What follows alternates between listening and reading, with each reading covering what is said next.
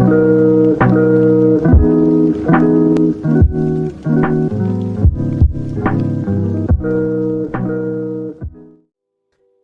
folks, how's it going? RedMaster here, and welcome back to another Cards and Castles Ranked to Thread, where today, as I'm recording, it is the first day of the August 2022 season, and we are bringing back Piss Zoo for another crack at the leaderboards. Now, if you don't already know what Piss Zoo does, very simple. It's a deck that relies on global buffs, of course, things like Blacksmith and Armory, and sometimes Fat Bard. I don't have Fat Bard in this list per se. This one's got a bit more of a beast focus, as you can see there. We've got things like the Bear, the Griffin, Mana Core, Wolf, etc, etc. But still, the goal is to provide stupid big Ungus Bunguses to the board and wreak havoc. So that's what we're gonna do. Hopefully we can get the job done. It is the first day of ranking after all, and there could be some complications, some other top players vying for their spots or for their deck rankings. So we'll see what happens. We will see what happens indeed. But anyway, let's go ahead and delay no longer. Let's get ahead and get into match number 1.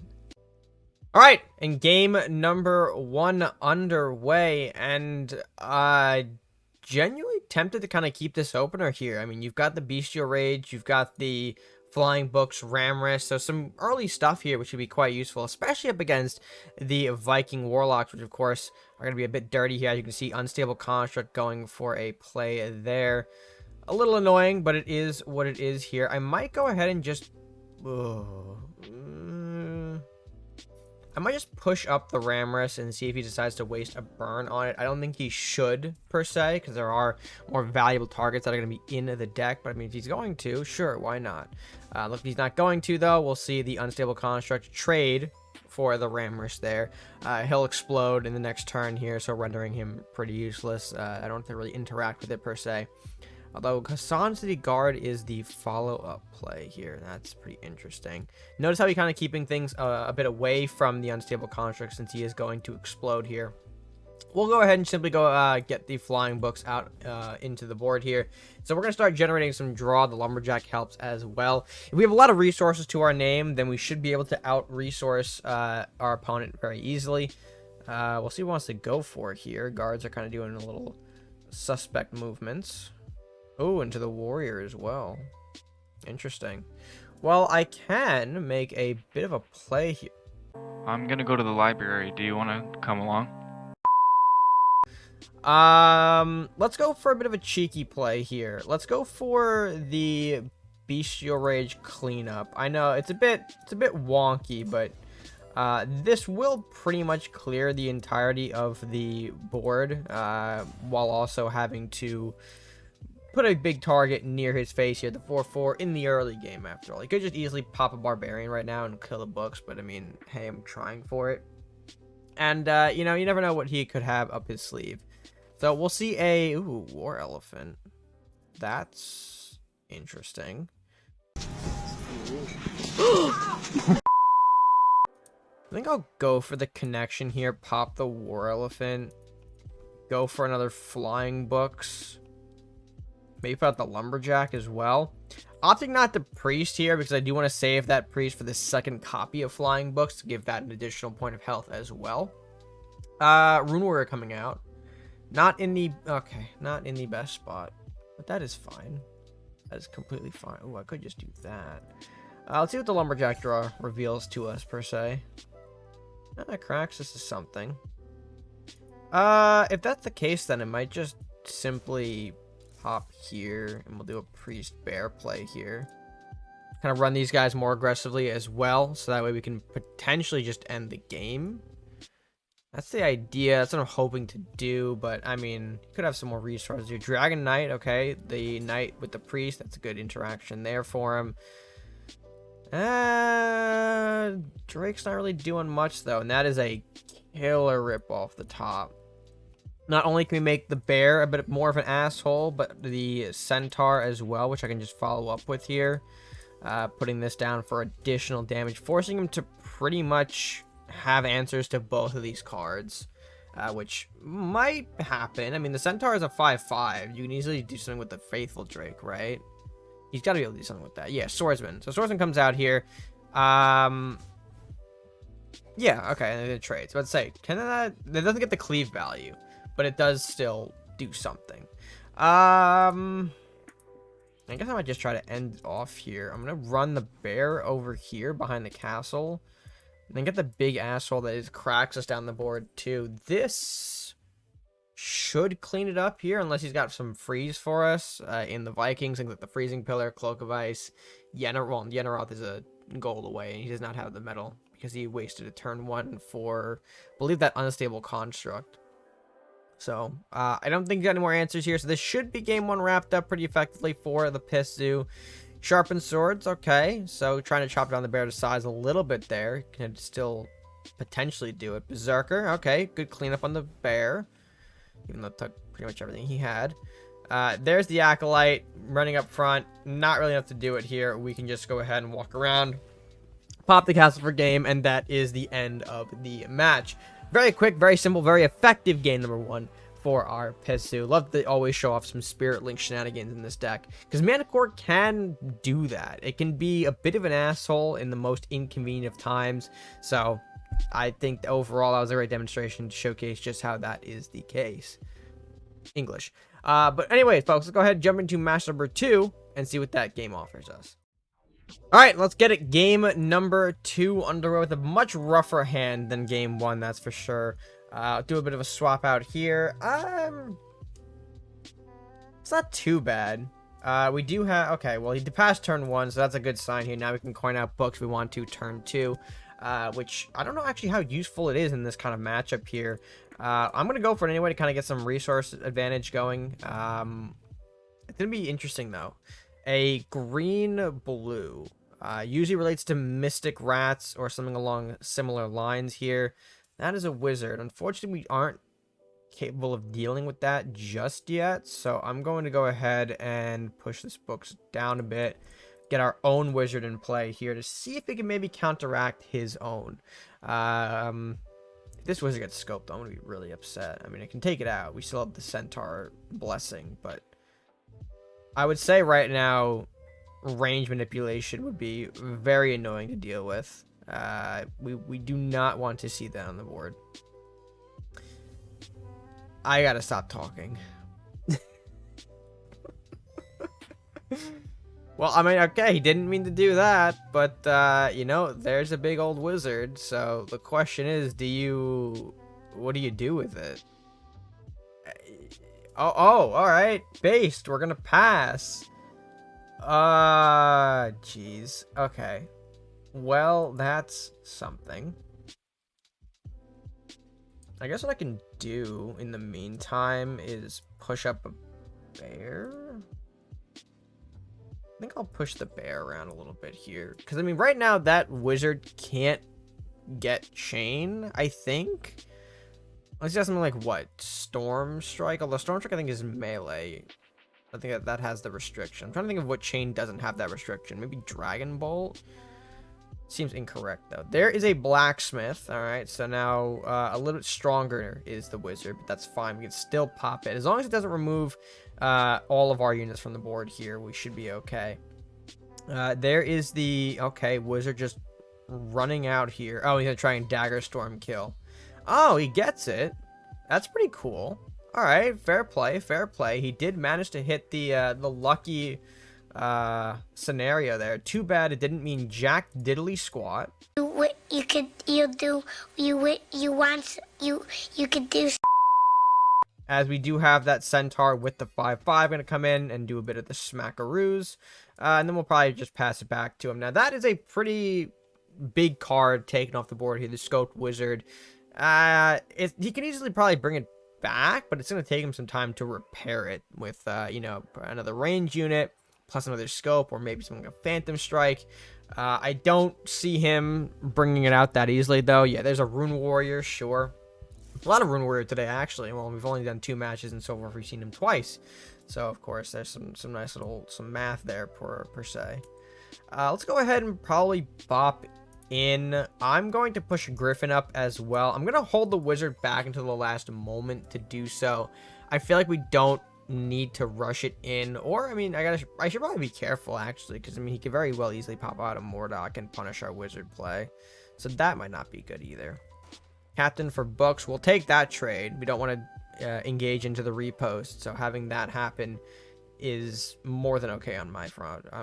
For me. You can tell I haven't done YouTube in a while since like I'm stumbling upon all of my words. There's another Southport captain. Blacksmith. Yeah, there it goes again. Blacksmith retreats. I could really use a global, honestly, but we have not pulled one, which is a shame. I'm tempted to kind of just run this in. And if I have to, face the consequences of my own actions later. Do a bit of a chain setup there. I'm not going to give him the books. I do need the books to draw. But I'll give him a bunch of small units here. Plus the big asshole Griffin. He's got 12 gold, but only 4 cards in hand. So he could potentially have a hand dump. But depends on what is in his hand. What is he going to show us that might prove to be a swing, per se.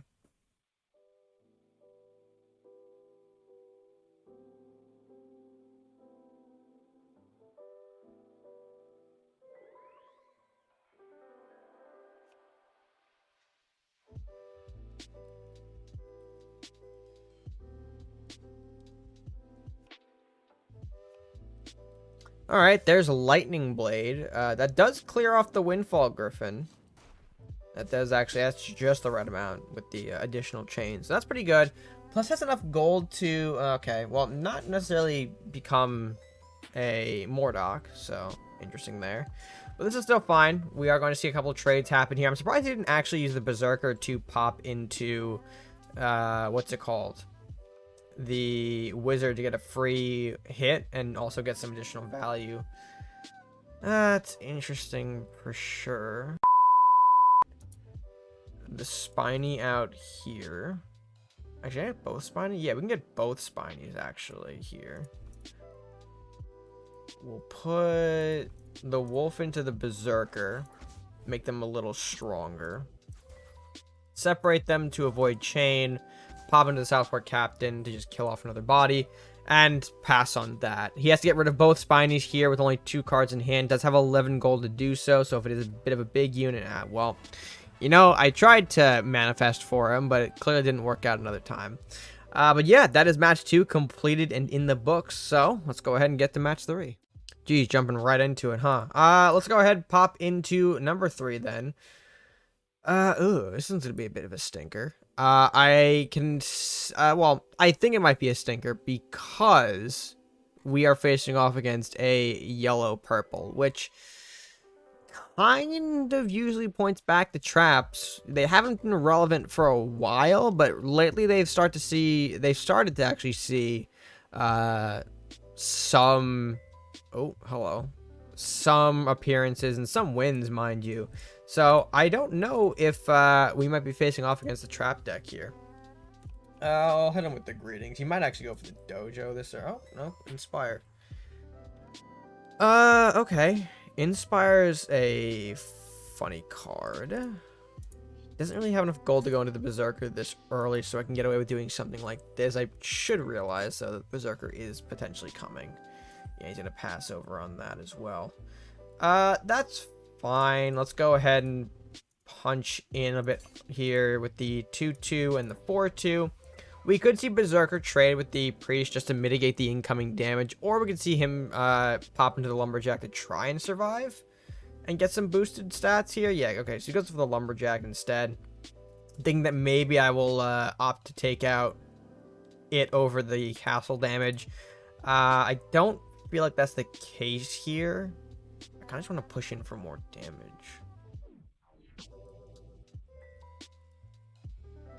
The question is, do I end up going for a Rampage play, which I don't think I want to? Yeah, okay. You are a very crazy man. I think I'm just going to go ahead and play it a little safer for turn here. Pop in with the 4 and pass. I'm only doing this because I know that he has a sharpshooter, sniper, whatever you call it nowadays, in the hand. Oh, there's a trap. Interesting. But yeah, he had one of those big boys in hand. Okay, he is going to start doing a bit of the... Oh, hello. That's interesting. Okay, there's a judgment play. Don't see that every day, but here we are. That actually really cuts me off of any sort of play I can do because I can't reach the castle with this blacksmith. Interesting. Okay, well, I mean, he did do a funny. He did do a funny thing. Swift Justice on the Shadow Drake now. All right. We don't have enough to actually end the game yet, but we can actually be quite close. Let's go over here. Let's rush in the blacksmith. Yeah, all right, and then we put this in here. We put this in here. So we just basically create a conga line of assholes. The only thing I'm worried about is if he plays another Eternal Judgment for some bizarre reason. Or if he OTKs here. I don't think he's got the potential to, but if he does, props to him. There's a cleric. Okay, so that's a bit annoying, but we're still fine. Yeah, okay. Blacksmith taking out is important for him. That is going to be the end of the game, though. Our opponent clearly does not have what it takes to do the Unga Bunga here. Pop in. There's the game. Beautifuls, GG's, and on to game number 4. Well, isn't this a treat? Ty the guy. What's going on, Ty? I mean, he'll probably... Yeah, I don't know if he'll check in on the video. But anyways, we're up against Ty here, and this is not necessarily a pushover player like some of our other opponents. This is a seasoned veteran, which I, talked about before. We could be facing off against some people who are, leaderboard regulars or, familiar veterans, because, they're all ranking, and it's very hard to tell when everyone's ranking these days due to the switch up. So I'm excited. I'm excited to see what our boy Ty has brought to the table. I'll go for... Ooh, what do I want to go for? I'll go for a Ramrus of my own. If I get punished by the Ramrus play, then I'll be okay with that, I guess. I think this is fine, though. Oh, I get punished by a... Okay, alright. Okay, Ty. Alright, settle down there. I'll go for the priest here. So he might be running a very similar deck to us in the sense that it's just big Ungus Bungus, but instead of the yellow, he opted for the red. We have a red zoo deck, mind you, so it's not out of the realm of possibility, but still, it's going to be very interesting to see what exactly Ty brings to the table here. I'm just going to go for a bear. Turn 4, bear should provide a big, chunky body to, hold off this lumberjack. Darkbender. Ooh. I would like if I had... ooh. Actually, yeah, that works. So I will Spiny here. Blessing there. Blessing pop Darkbender. That's now in the drain for him. Uh-oh, Ty. You seem to have a big bear problem on your hands, my guy. What you could you do you could do.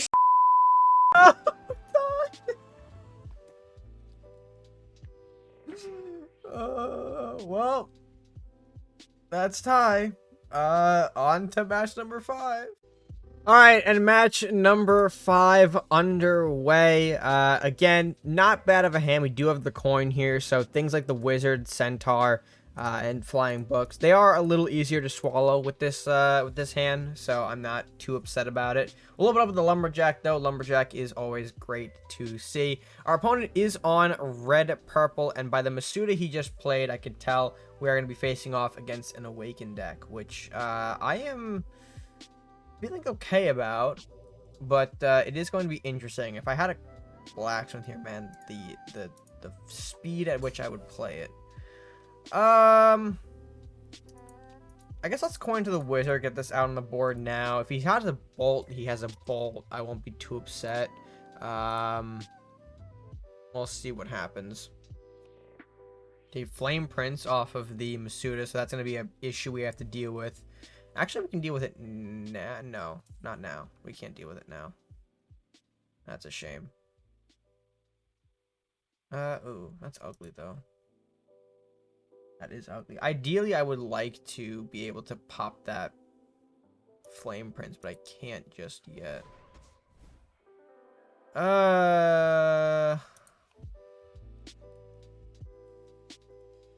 Yikes.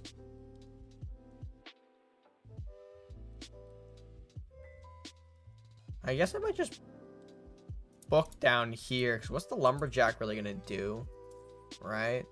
I don't think it can really do much. Because I don't also want the books dying because of a trade that he makes. So. Oh, shit. Oh, might have been my mistake to leave it alive, but here we are. Too bad it's not really doing a hell of a lot.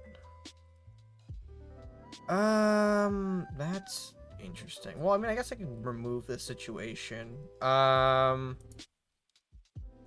let's go ahead and do this. Let's just make the most effective use out of this possible here. We'll pop into there, pop into that, do all this, clear his board off. Things are gonna probably go pretty quickly here. If he just keeps throwing bodies at us. Yeah, Gravestalker. That doesn't really work with the Centaur here. You can make a trade, but that is very unfavorable for you, my friend, if that is the case. And he goes for it. I mean, what else is he gonna do? He doesn't want to leave Centaur on the board, so that's tough. We'll make things worse. We'll throw the big bear out onto the board here. We're going to probably follow that up with an armory and a blessing of the trend for the bear in next turn, depending on what he does here. Or, okay, he just surrenders at that. And with that, baby, Piss Zoo goes 5-0 for the season. Probably going to rank somewhere in the usual spot, right? A little, yay, 78. Not exactly strong, but of course that is exactly how the ranked reset works nowadays. It is brutal. It is absolutely brutal for those who are familiar with how the old system worked. But, you know, it's fine. It is what it is. And I think I had a fun time ranking this deck once again, showcasing just how powerful big Ungus Bungus beasts can be. So, with that being said, folks, let's go ahead and close out this video. Alright, folks, with that being said, of course, that brings us to the closure of another Ranked with Red episode. If you guys did enjoy the matches, be sure to let me know your thoughts down below, as always, in the comments section. While you're down there, if you haven't done so, be sure to like the video, share it with your friends, and of course, subscribe if you're new or haven't done so already to the channel. It's the best way that you can show your support and help us grow on the platform, after all. But yeah, I think that's going to do it for me for now, folks. Again, I apologize for the delay in the videos that I've been taking here over the last few months or so. You know, CNC is in a bit of an awkward spot right now. The ranked reset really did not do what we thought it was going to do, and at this point here, a lot of people are lined up for what Cards and Castles 2 has to offer when it is set to re-release soon. So I will have more content though for you. Another video on CNC will be out this week, of course, but until then, folks, stay gaming.